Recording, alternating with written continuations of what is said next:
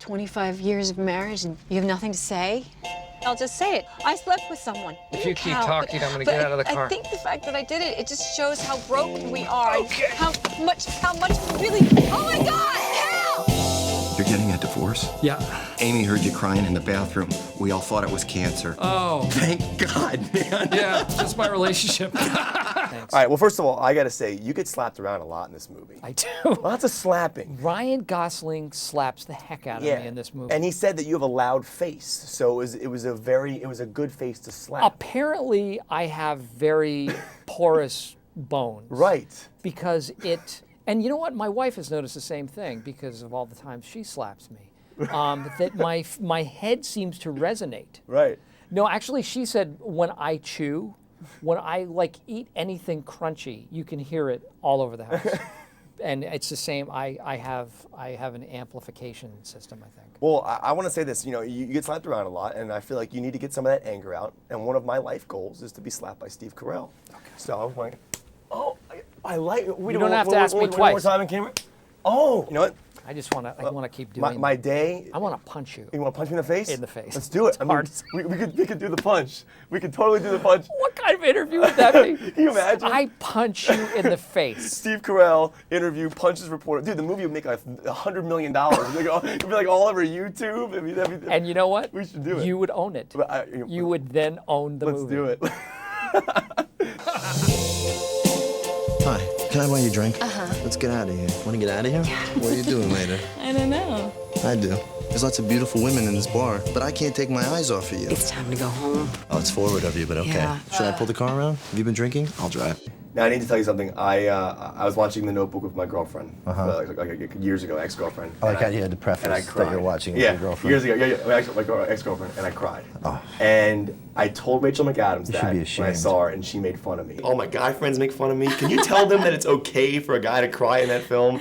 I mean, It's not okay. It's not okay? Oh my gosh, now I feel awkward. So I need some type of positive reaction. Is it okay for a guy to cry in that film? No. It's not okay. That's not okay. That's what she said to me. That's not cool, But dude. you made me cry, though. No, you made you cry. I think she broke up with me because I cried in the Notebook. I think she broke up with me for that.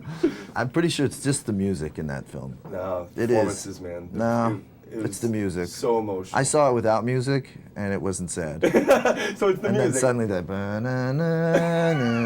and you're just, why am I crying? Yeah. Hey, ladies man guy, any tips of the trade? Your wife cheated on you because you lost sight of who you are as a man. Let's talk about how many women you've been with. Sexually? Yeah, no. I mean breakdance fighting. One? No, not at one time. Now, I love the slapping aspect of the movie. There's so many. I mean, you slap Steve Carell's face like 30,000 times. So many times. I like to do a count, a slap count. I mean, obviously we saw the takes in the movie. We saw how many takes there were in the film. I'm sure there were many more. Yeah. Were you really slapping him? I was really slapping him, but in my defense, he's got a really loud face. A really loud face? Yeah. It's just, you could just tap Steve and it just sounds like you've... Right. You know. Were there ever any slaps that were beyond what you had intended on doing? Sometimes they would just ring through, they would just keep echoing. Right. And you would just start laughing because you can't believe how loud his face is. I'm going to tell him that when I see him. He's a loud face. I'm not going to slap him in the interview. I don't think that'll go too well. I don't think that won't go too well at all. You got to take control of your manhood, pal. Can you put on some clothes, please? Oh, I'm sorry. Is this bothering you? No, it's not. Cal, my schwanz is in your face for 20 minutes. If it's not bothering you, we got a bigger problem. Looking at me. Look at that. How they looking at me. What do you want to do with me? I want to show you off to my ex-wife, make her really jealous. One of my favorite things about the movie is that you use your eyes a lot. Your eyes really, really tell your emotions in this movie. And I wanted to ask you, when those scenes where you're just staring and looking at Julianne Moore when she's looking out in the middle of nowhere, talk about the emotions going through your head. How do you get to that point where your eyes are a little watery, or with that scene when you're with Ryan, they're a little red? I mean, it's a very, very. Your eyes are very. I like that aspect of the movie. Well, I'm able to turn my eyes red. Right, I know.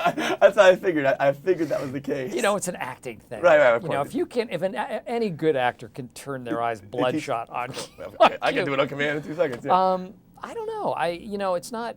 I don't think there's any sort of trickery to it. It's not. It's not something that. I don't know. I'm glad you feel that way. Yeah. I don't know. I think it's as much about the script and the other actors as anything else. You know, when you're playing a scene and the script is good and the scene seems to be holding together well and makes sense to you, those things are much easier to play. It's when things don't kind of ring true or resonate that it's harder, and then I think it tends to feel forced and probably look forced as well. I met a girl, and she is a game changer. She's your soulmate, right? Go get her back. Wow, how old are you? I'm in love with her, and I don't know what to do about it.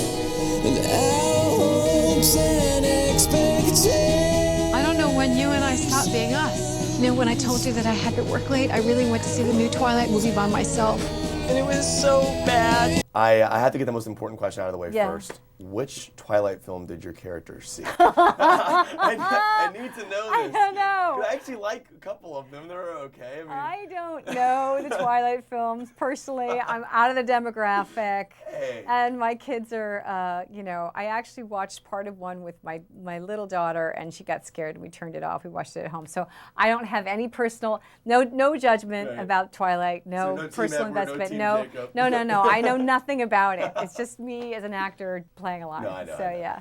I have to say, you know, I love all the characters you played throughout your career. I mean, there's been so many of them, and this particular character I loved because it was just very emotional. But you were going through like a midlife crisis. Your character Right. was, and you have that great line where you say that there's always movies where guys go through midlife crises, but what Right. about women? Well, how important was that to you, for, to play a role like this? This was a great role. I loved it because it's an examination of a marriage too at a crisis point, and you never see that. You know, you always see these movies that are about people getting together or getting a second chance at love if they happen to be older or whatever. Right. But this is about an actual relationship that's in the middle of a crisis, and it kind of everything sort of explodes, and they have a lot to lose. You know, they have a great family, these wonderful children. You know, all this history together. So I liked playing those complications, and I do think that people do. You know, we do make mistakes. We do kind of mess things up, and sometimes we repair things, and sometimes we don't. But it's nice to see that part of life reflected in the movies.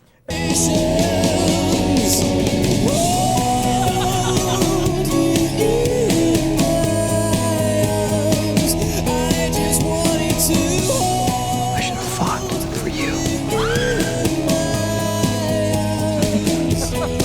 I have to say, I love the scene in the beginning when Ryan walks up to you and uses those cheesy pickup lines. Yes.